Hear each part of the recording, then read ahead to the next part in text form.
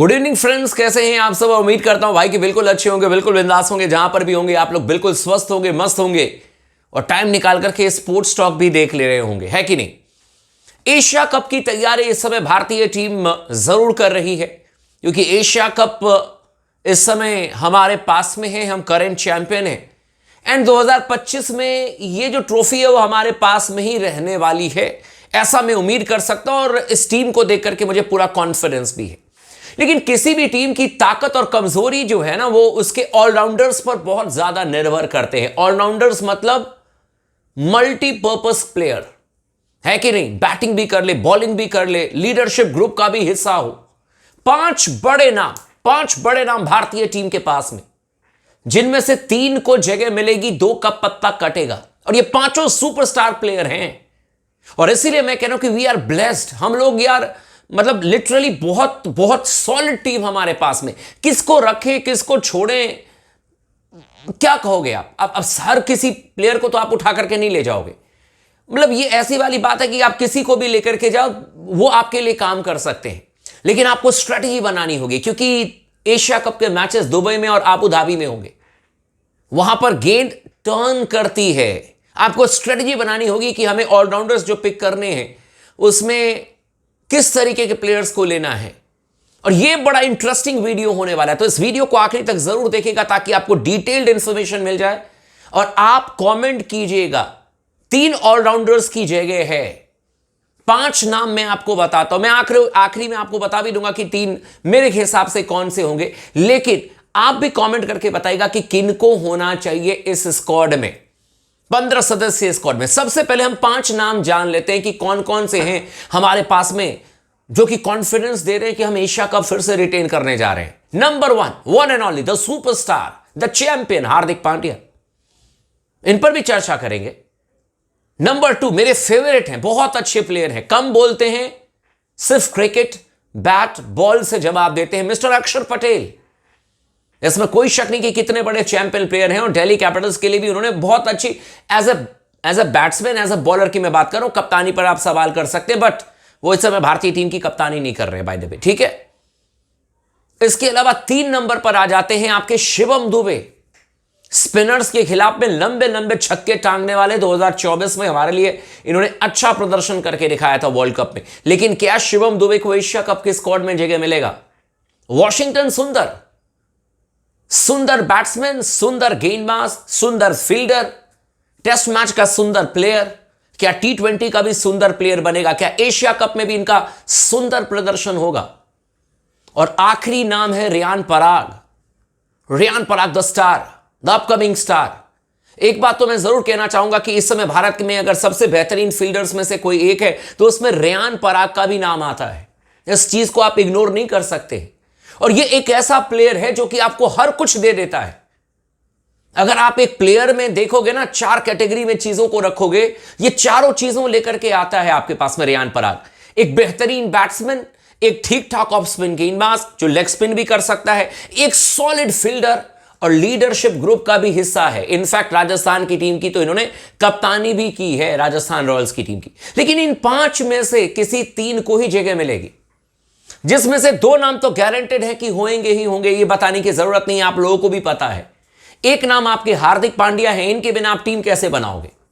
एक समय भारतीय टीम के कप्तान बनने वाले थे, लेकिन सूर्या को कप्तान बनाया गया, ठीक है, कोई बात नहीं है। लेकिन हार्दिक पांड्या आपके सबसे मजबूत स्तंभ में से एक है, सूर्य कुमार यादव के सबसे मजबूत साथी में से एक है, जो कि इस टीम को प्रोपेल कर सकते हैं, जो कि इस टीम को आगे लेकर के जा सकते हैं। That is Hardik Pandya for you. 2024 में वर्ल्ड कप हमें जिताया हार्दिक पांड्या ने। सूर्य कुमार यादव की कप्तानी में हार्दिक पांड्या का रोल बहुत महत्वपूर्ण होने वाला है। अगर हमें 2025 में एशिया कप जीतना है, 2026 में हमें अपने वर्ल्ड कप ट्रॉफी को फिर से रिटेन करना है, तो हमें हार्दिक पांड्या एकदम टॉप क्लास मूड में टॉप क्लास परफॉर्मेंस करते हुए चाहिए। और ये एक ऐसा प्लेयर है जो कि अकेले 10 पर भारी पड़ सकता है। हार्दिक पांड्या ये तो होंगे ही होंगे, इसमें कोई डाउट नहीं है। और दूसरे नाम अक्षर पटेल, ये दोनों वर्ल्ड चैंपियन प्लेयर है भाई। अक्षर पटेल भी आपके लिए 2024 वर्ल्ड कप के फाइनल में इन्होंने 45-46 रनों की जो पारी खेली थी, वन ऑफ द बेस्ट, इसमें कोई शक नहीं। और बढ़िया गेंदबाज भी हैं अक्षर पटेल। तो देखो, हार्दिक पांड्या और अक्षर पटेल का होना बिल्कुल तय है इस टीम के साथ में, 15 सदस्यीय टीम के साथ में। लेकिन अब 3 नाम हैं, वॉशिंगटन सुंदर, शिवम दुबे एंड रेयान पराग। इन 3 में से किसी एक को जगह मिलेगी और ये एकदम टफ कंपटीशन है, ये एकदम कहते ना कि नेक टू नेक कंपटीशन है। सबसे पहले वॉशिंगटन सुंदर के बारे में स्टैट हम जान लेते हैं, क्योंकि बैट्समैन कैसे बताने की जरूरत नहीं है, मैं गेंदबाजी के तौर पर इनको इवैल्यूएट कर रहा हूं, ठीक है। 54 T20 मैचेस खेलने का अनुभव है वॉशिंगटन सुंदर के पास में। इसमें इन्होंने 48 विकेट निकाले हैं, लेकिन इनकी इकॉनमी बड़ी अच्छी है, 6.94 इनकी इकॉनमी है, और यह मैटर करता है T20 फॉर्मेट में। इकॉनमी 6.94, आप याद रखना है इस चीज को। शिवम दुबे, ठीक है, क्योंकि वॉशिंगटन सुंदर भी बड़े तगड़े बैट्समैन हैं, बैटिंग रिकॉर्ड पर मैं नहीं जा रहा हूं, बिकॉज T20 फॉर्मेट में ही कैन एक्सक्लूडेट, वो आपके लिए एकदम तेज बैटिंग कर सकते हैं। शिवम दुबे भी वो काम कर सकते हैं, रेयान पराग भी वो काम कर सकते हैं, लेकिन इस वीडियो में जानने की कोशिश करेंगे कि ये तीनों बेहतरीन बैट्समैन हैं, जिसमें आप शिवम दुबे, रेयान पराग, वॉशिंगटन सुंदर इस तरीके से आप मान सकते हो, लेकिन तीनों में गेंदबाजी किसकी मजबूत है उस पर चर्चा करेंगे। वॉशिंगटन सुंदर का जो इकॉनमी रेट है वो 6.94 है, लेकिन 54 मैचेस में 48 विकेट है। शिवम दुबे ने 35 मैच खेले T20 फॉर्मेट में इंडिया के लिए।